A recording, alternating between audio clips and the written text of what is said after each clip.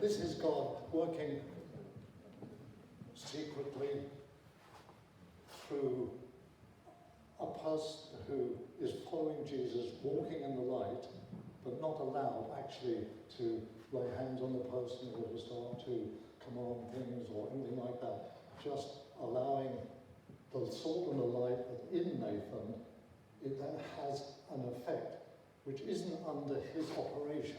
He's just being, he thinks he's being himself. That's rubbish. He is being light and salt of what God has put into him. And it's without stress or striving, because his heart obviously is a heart of compassion. He has a gift of getting alongside children. That is Nathan's gifting from God. But in that, because of his walk before God, he's able to release the salt and the light. I think that's terrific. Terrific. And so when I heard that Bruce was sharing that with me, and I thought, oh, this is such a wonderful example of we're in an environment which is all stitched up as far as longing to tell people about Jesus, yet you have to wait for a response. But Jesus is still working there. Just because your environment is stitched up, don't starve your spirit. Remember, salt and light is still percolating out of you. You don't know when, you can't control it. It's Jesus in you. It's a thrilling thing to be able to just go through life realizing that, yeah, I can bring transformation to a life, to a family, just by being full of Jesus. What a wonderful thing to be able to think, get up in the morning and say, oh, Jesus, just flow out of me.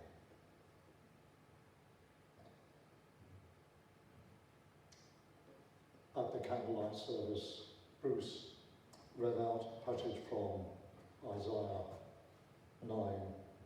And this really grabbed me when I was sitting out. I thought, oh, boy, it's such a challenge.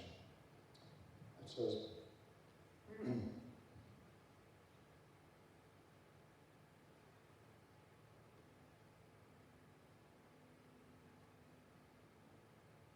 the people who walk in darkness will see a great light. Those who live in a dark land, the light will shine on them.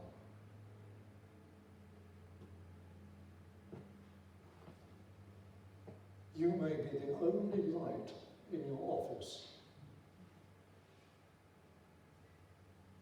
in your department, in your surgery, in your school.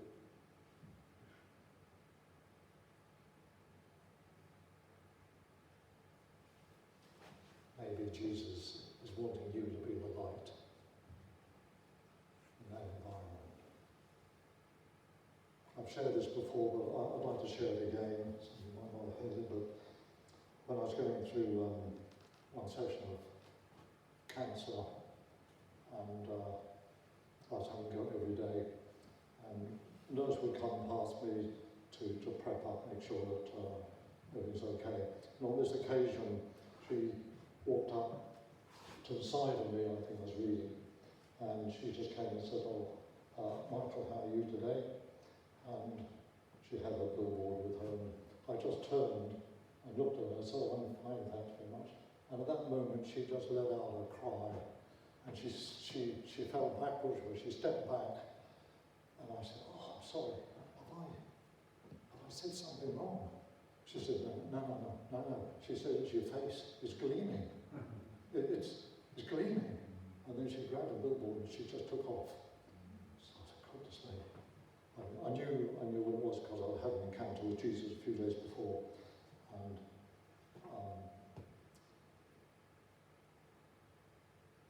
so then the Lord said to me, he said, I'm going to give you a prophecy for this girl, we'll call her Jane.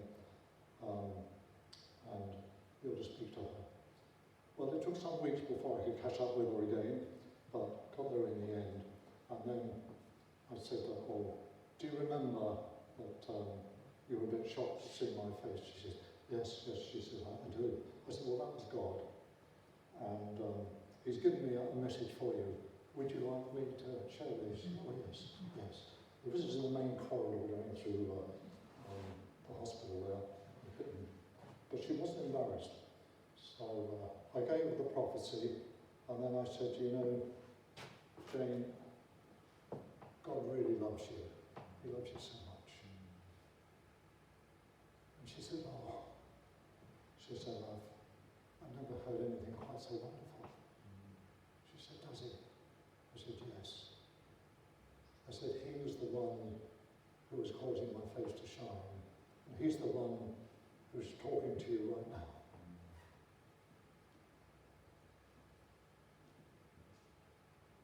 She began to weep. And I was able to seek to introduce her to Jesus. And then through her tears, she just suddenly threw her arms around me and kissed me. And, oh God, this is worth all 30 days of cancer treatment, just to see a young lady open up her life to Jesus. I was there actually last Tuesday, and I looked out for her. I wonder if she's still around. That was some time ago, but I didn't see her. That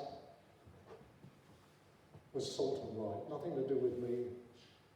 Nothing that I could turn on or pretend or manufacture. That was Jesus. Just so thrilling. St. Augustine said, sprinkle my lips with salt that I might thirst after you, Lord. Thirst creates faith. Faith creates action.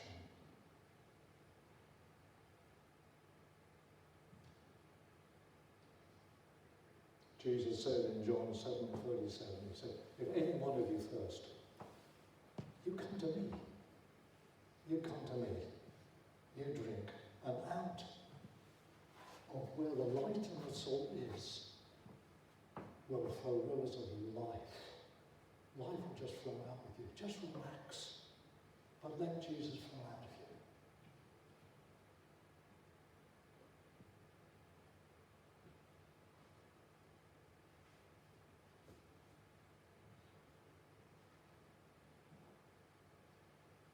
St. Ignatius said, any prayer that's offered in the presence of Jesus will always have an answer that is unpredictable. I love that uncertainty about following Jesus. You never know what he's going to do next. You never know what he's got up his sleeve. And it makes Christian life so exciting, so enthralling.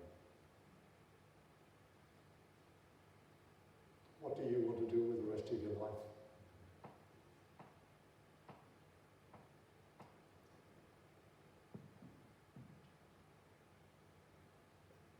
I'm not sure it's a question that you want to answer unless you know that it's God who's asking. But if God asks you that, what would your answer be? What do you want to do with the rest of your life?